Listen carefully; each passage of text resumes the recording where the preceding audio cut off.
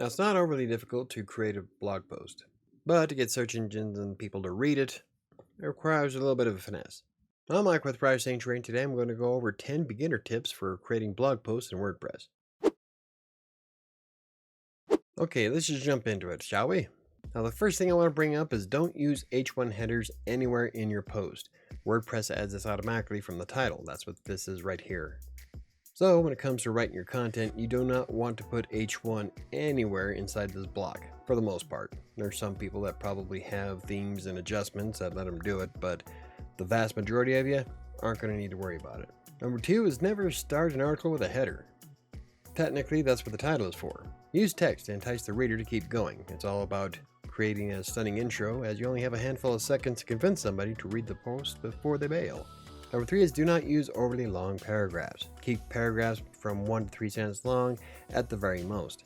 This is because a paragraph that is too long can detract from a reader's attention and deliver a wall of text, especially on mobile devices. The last thing you want is someone looking at the blog post on their phone and seeing that it's nothing but words. It makes it far harder to skim through.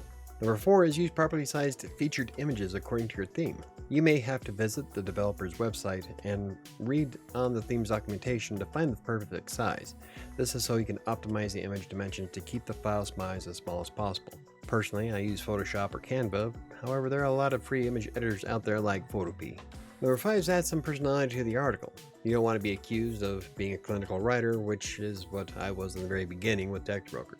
In fact, a lot of my beginning articles often read like IKEA manuals. So you want to add a little bit of flair to your piece, but you don't want to go overboard. Now, there is such a thing as being too casual, so you want to be sure not to cross that line, because then people won't take you very seriously. Number 6 is to add a table of contents to longer pieces.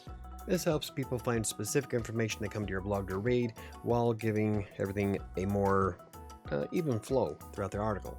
Number 7 is not to forget the more tag. Now, this is kind of important, especially if you have a theme that supports the more tag.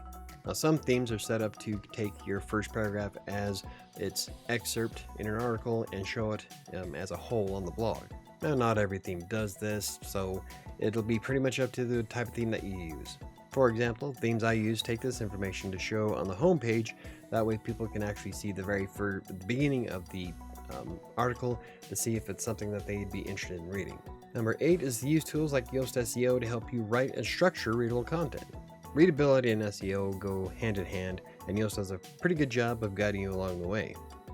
We can help you by providing the necessary elements to make sure your content is easy to absorb by the average internet user. This goes for both search engine optimization as well as readability. Now, readability is a bit on the important side because the average internet user can read between 6th and 12th grade reading level.